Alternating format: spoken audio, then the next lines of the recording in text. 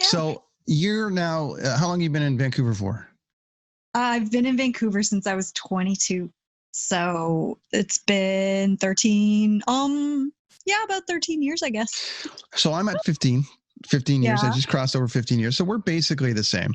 So one of the things that there is abundantly clear, at least when I first moved here 15 years ago, it was the hatred of the West for the East. Yes. And I could never wrap my head around why that was.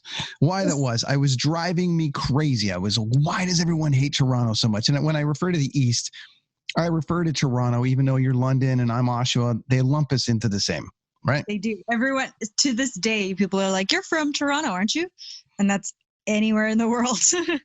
Yeah, it's easy to start there and then go, oh, I'm East or I'm West or whatever it's going to be. So it's very interesting to kind of get everyone's perspective on it. So I initially blamed Hockey Night in Canada. Okay. Yes. Because from what I gathered from everybody, it was the Leafs every Saturday night and you could never get Canucks games on Saturdays. It was as simple as that, especially if you listen to like the Team 1040 or any of those guys. They hated anything Toronto because the Canucks could never get on Hockey Night in Canada on Saturday night. Yeah. And I was like, is it really that simple? Do the people in the West hate the East so much because of that simple fact? No. What are your thoughts on this? I mean, I think as a political science, that's what my degree is in. I have a different perspective. It's not simply the hockey. It's not just that. It is, that's obviously part of it, but it has a lot to do with the history of the West, the prairie provinces, the Social Credit Party, a lot of that, and the differences between, Ontario and Quebec versus the natural resource giving prairie provinces back in the 40s, 50s, and 60s. I think a lot of those feelings have sort of been inherited by future generations in BC, even if they don't quite know why Toronto thinks itself the center of the universe. They just sort of feel as though the attention is always on Ontario or Quebec, but primarily Ontario.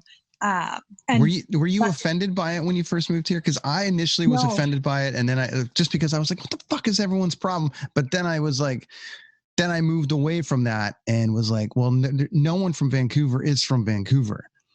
So, and that's the thing, right? When I first moved out here, I thought it was a little bit funny because so many Ontarians can't wait to get out to BC, to the mountains and the ocean and everything, right? So, so many Ontarians do kind of come west, whether for part of their life or permanently.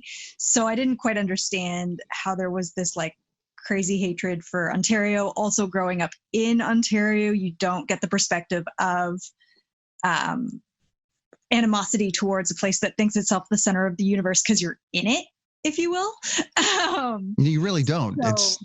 Exactly. And even now when I talk to people back, east, home, especially in small towns and stuff, it's like, oh yeah, you guys in the West, you hippies in the West. I'm like, well, I used to be East.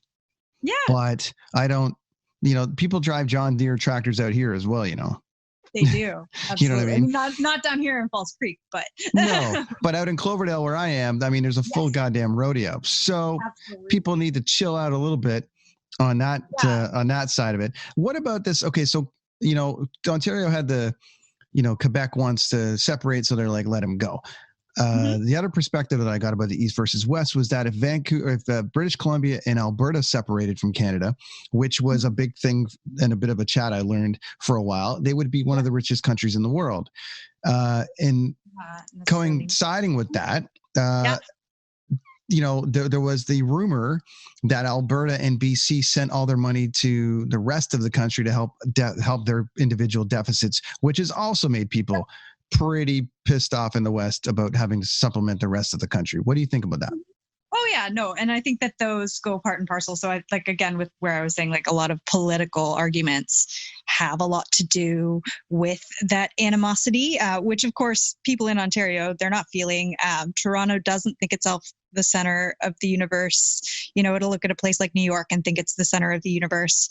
And they don't look at a place like Alberta or BC with resentment about the fact that they've got any resources, but yet all of the business connected to those resources is pretty much centered on Bay Street, right? So I look at it from both perspectives, that there is definitely aspects of these businesses that require both locations to cooperate. But I also think, living in Vancouver now, the BC and Alberta separation argument has given way to a Cascadia argument instead. Interesting. What's your take on it? What do you think? What do I think of Cascadia? Yeah. I mean, well, I'm really patriotic as a Canadian, and I would prefer to keep Canada together.